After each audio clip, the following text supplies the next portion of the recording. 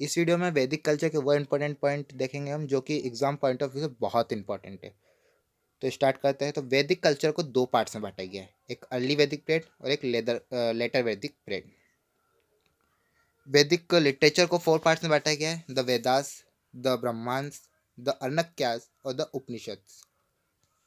इसी में बताया गया था कि जो आर्यंस है वो एक्चुअल में आए कहाँ से थे। पूरा क्लियरली नहीं बताया अभी तक, उसका पूरा क्लियरिफाई नहीं हो पाया है कि आर्यंस एक्चुअल में आए कहाँ से थे।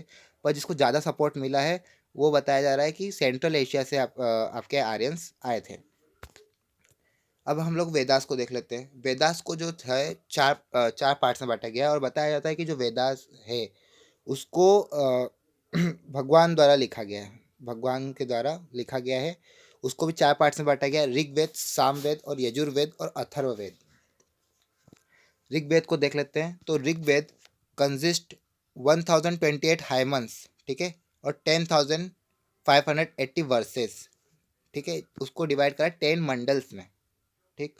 अब देख लेते हैं हम लोग यजुर्वेदा। तो यजुर्वेदा जो है उसको सेक्रीफाइजल प्रेयर के बारे में भी जाना जाता है, क्योंकि इसके यजुर्वेद है उसमें पूरे सेक्रीफाइजल प्रेयर्स के बारे में लिखा गया है।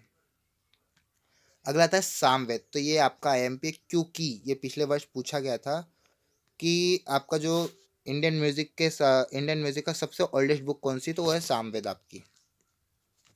इसको बुक ऑफ चेंट्स भी कहा जाता है। अगला देख लेते हैं अथर्ववेदा।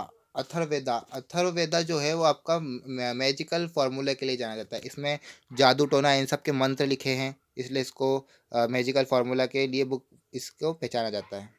अगला देखते हैं लिटरेचर ऑफ वैदिक ट्रेडिशन। लिटरेचर ऑफ वैदिक ट्रेडिशन को भी 6 पार्ट्स में बांटा गया है, वेदांश, धर्मशास्त्र, स्मृतिस, पुराण और उपवेदास और शाद दर्शना।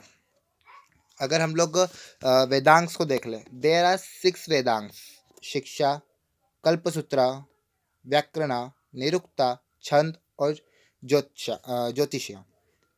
शिक्षा को देखें तो हम शिक्षा को बोलते हैं हम लोग द ओल्डेस्ट टेक्स्ट ऑफ फेनोटिक्स। हम शिक्षा को ओल्डेस्ट टेक्स्ट ऑफ फिनोटिक्स से भी जानते हैं, ठीक है। अब कल्पसूत्रा, तो कल्पसूत्रा में जो है आपका डील सेक्रीफाइस से कैसे डील करना है, डील विथ वरुण से कैसे डील करना है, इन सब के बारे में दिया हुआ है आपका कल्पसूत्रा में। अब व्याकरण, तो व्याकरण जो है आपका, व्याकरण जो है तो the book of the oldest grammar of the world. World की सबसे ओल्डेस्ट ग्रामर की अगर बुक देखें तो वो व्याकरण कहते हैं उसे, ठीक है। निरुक्ता, निरुक्ता को हम डिक्शनरी जैसे बोलते हैं ना, the collection of the oldest words, तो इसको निरुक्ता, निरुक्ता में सारे ओल्ड वर्ड के कलेक्शन पाए जाते हैं, ठीक है। अब छंद, फिर ज्योतिषा। तो ज्योतिषा को तो आप जानते हो कि ज्योतिषी लोगों के लिए ही है। अब अगला देख लेते हैं हम लोग महाकाव्य। द रामायण और महाभारत, ये दो काव्य हैं, ठीक है। अगर हम लोग रामायण देखें तो इट इज़ नॉन एज आदि काव्य, the oldest epic of the world. ये इंपॉर्टेंट बन जाता है कि क्वेश्चन अगर आ गया कि the oldest epic of the world, तो बन जाएगा आपका रामायण, ठीक है। इसके अंदर 24,000 एक्चुअल में श्लोक लिखे गए हैं, 24,000 श्लोक और 7 कांड से, ठीक है। जिसमें से फर्स्ट और 7 कांड जो है वो अभी latest edition to the Ramayana, ठीक है। अगर हम क्वेश्चन पूछा गया कि टोटल श्लोक्स इन रामायण, तो बताना है हमको 24,000। ये क्वेश्चन पूछे जा सकते हैं। और इसका रामायण को लिखा किसने, वाल्मीकि जी ने लिखा है, ठीक है। तो अगला देखते हैं। अब आता है Mahabharata. The oldest epic of the world, the longest epic of the oldest epic of the world में क्या आ जाएगा आपका रामायण, और the longest epic of the world में आ जाएगा आपका महाभारत। लॉन्गेस्ट एपिक में क्या आ जाएगा, महाभारत। इसके अंदर पूरे 1,00,000 श्लोक लिखे गए हैं, 1,00,000 श्लोक लिखे गए पूरे 18 चैप्टर्स में। अब महाभारत को किसने लिखा है, तो वेद व्यास जी ने लिखा है। किसने लिखा है, वेद व्यास जी ने।